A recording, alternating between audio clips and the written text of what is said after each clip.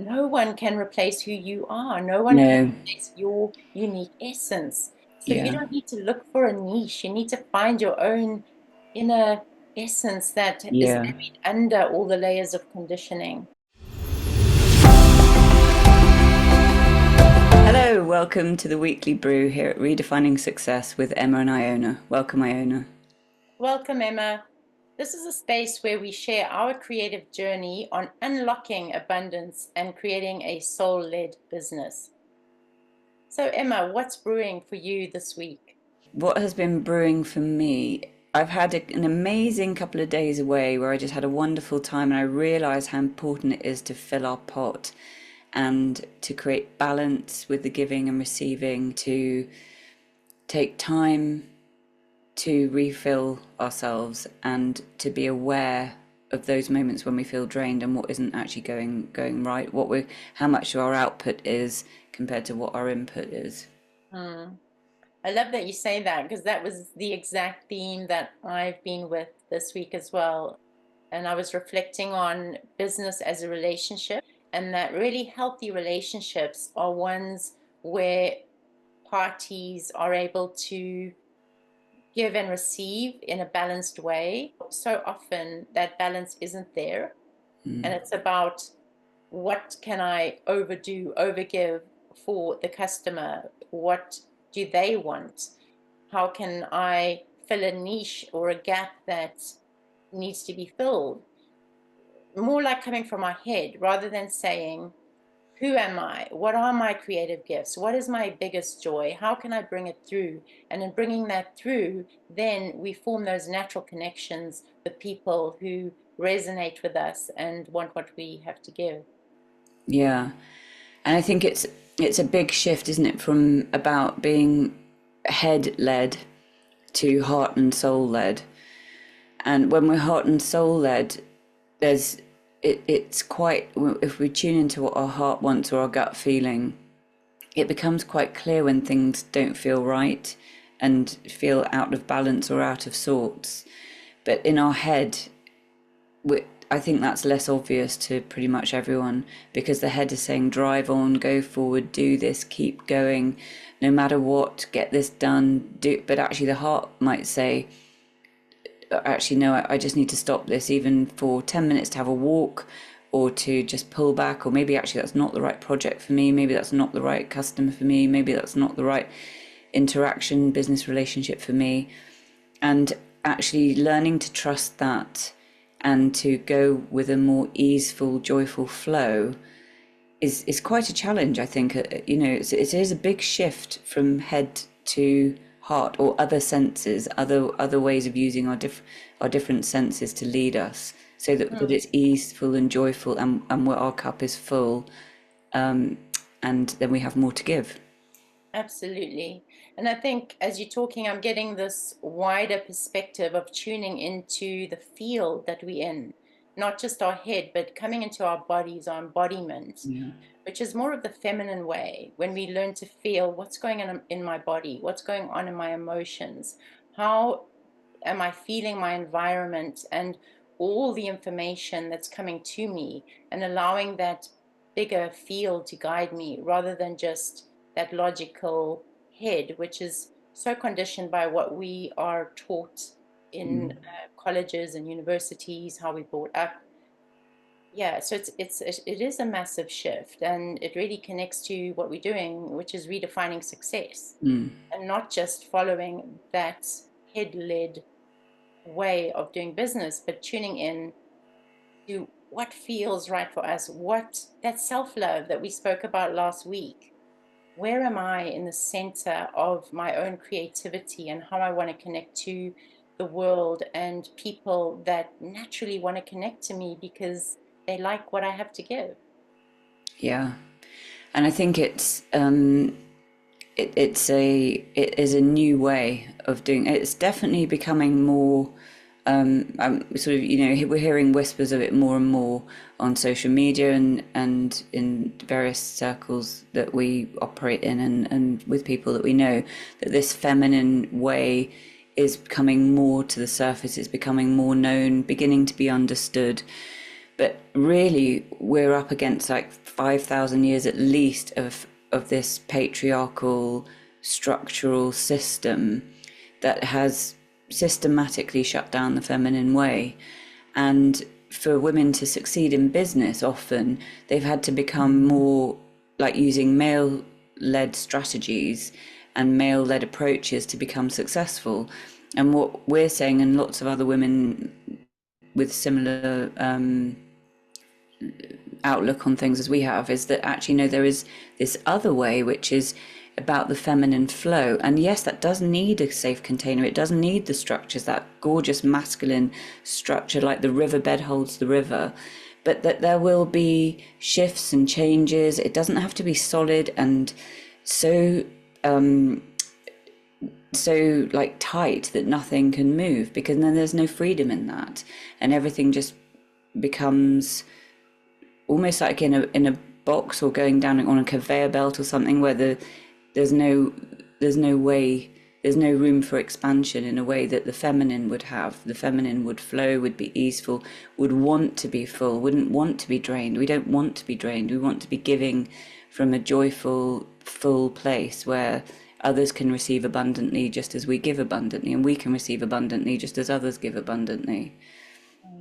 Yeah, absolutely. And there's so many examples of people who have beautiful tribes who've created, they call them tribes or groups of people, their clients, people who love them, that feed them. And I love to hear content creators or people who've created businesses in this way, doing what they love, and where they say, I absolutely love my clients, I love my audience, it really keeps me going. And that they've developed those relationships, that it's not just the products that they're selling, but it's the relationships to their creativity and how they inspire that in their clients and in each other. And relationships as human beings, that is the core of what we need. It's the core of our essence. Is when we have good connected relationships, it makes us feel good. It takes us into a place of well-being and feeling abundant.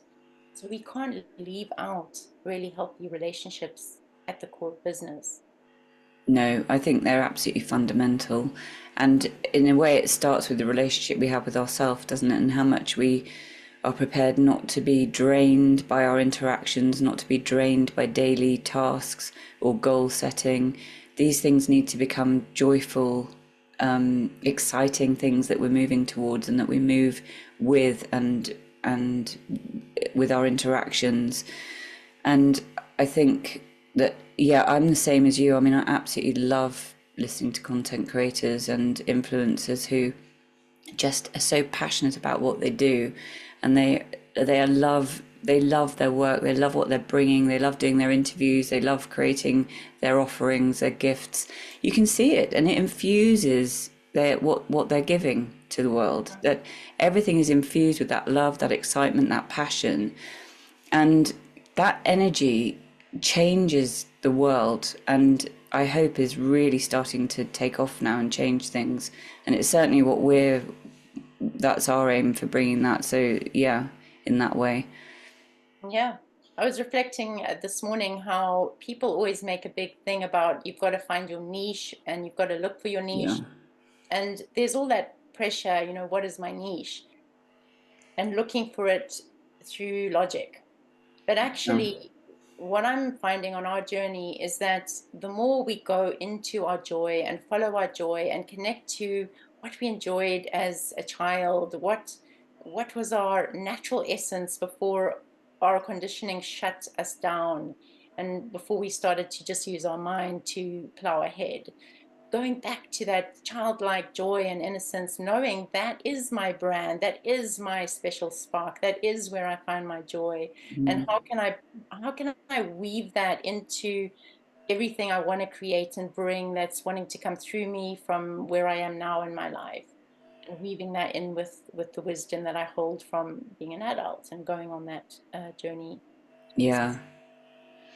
I mean, that childlike essence is key, isn't it? It's about the being in that child space. There's just endless, boundless curiosity, boundless interest in life. It just is eternal. It's like, what's the next thing? Oh, that's so exciting. This is, draw everything draws you in. What you want to understand things, you want to know why things happen, why things work, how things go together, and how to create. And yeah, I absolutely love that. And then as we get as we get older, and then starts to get knocked out, all these ideas which people might seem crazy or bonkers or won't enable us to fit into society or to get on in the world, doesn't really make for a full cup. I think I found Yeah. it just suppresses. And so taking the lid off that, and like we've talked about before, picking up those metaphorical or real crayons and colors and paints, and beginning to really splash your colors around the world and with what you do, and infuse everything with that beautiful, joyful, childlike energy is is really, well, it's really inspiring, and also just endless fun. Mm. Yeah, and effortless. Yeah. And I think when you go into that place and you rediscover it and you start to bring it through, it brings through your natural brand, it brings through your natural magnetism, it brings through your natural joy and these creative sparks. So creating becomes effortlessly joyful, and it's like, wow, I'm actually doing what I'm here to do because it's so resonant with my soul. And just that, you become magnetic. You don't need to do marketing because you're sending out such a positive magnetic aura of joy and of who you are, that that note's going out into the world and people would naturally be drawn to you. And that would become your niche market, because no one can replace who you are. No one can No. replace your unique essence. So you Yeah. don't need to look for a niche. You need to find your own inner essence that is Yeah. buried under all the layers of conditioning. That's right. Yeah. This is what we are doing. We've created a beautiful website, which we're going to be releasing soon, which is going to be building up a tool, a paint box of transformational tools to go into these places of conditioning and to remove them so that we can reconnect to that natural essence that lives inside of us, our natural creative genius that is our brand, that is our voice, that is our marketing magnetism. And it comes through from this well of abundance that overflows and makes business joyful and effortless. Yeah. Mm. I think it's that whole niche thing is I found it really tricky when I was a few years ago when I was trying to find a niche, and I thought, well, there's lots of things I do. There's lots of things. I can't just pocket it into one thing. There's If I do that, then I'm actually limiting myself. I want to be bringing my fullness, the fullness of who I am, to everything I do and to the business I create. So how can that be? it The whole niche, I think some people do know, some people will think, I want to be a doctor, or I want to be an artist, or I want to be, I don't know, whatever it is, but they'll know straight away, and they'll follow that dream. And then other people like me have I've had so many different bonkers, amazing, wildest dreams, experiences, and that has been more my life, about the experiences of it and what I've learned from it, and then breaking old patterns, and then coming through to the next thing. What's that going to bring? What's that going to do? How can you package that? Well, there isn't really a package for that. It's about bringing all of that and bringing my fullness to the work that I do, and not get stuck in this concept of having to have this niche, which in itself becomes a niche, which is difficult. And that's what I love about this journey that we're doing, Emma, because it's through walking it that it's becoming clearer, that we are finding our niche as we go step by step. And all we know is, let's follow our joy. Yeah. Let's go into the unknown. And as we walk it, as we take our steps, things are becoming clearer. And even our discussion today, it's such a much more clearer synthesis than what we started with. We had no Yeah. idea that this is what we were developing. It becomes clearer and clearer and clearer until at some point you're holding this beautiful diamond, your essence that you've brought from the inside out.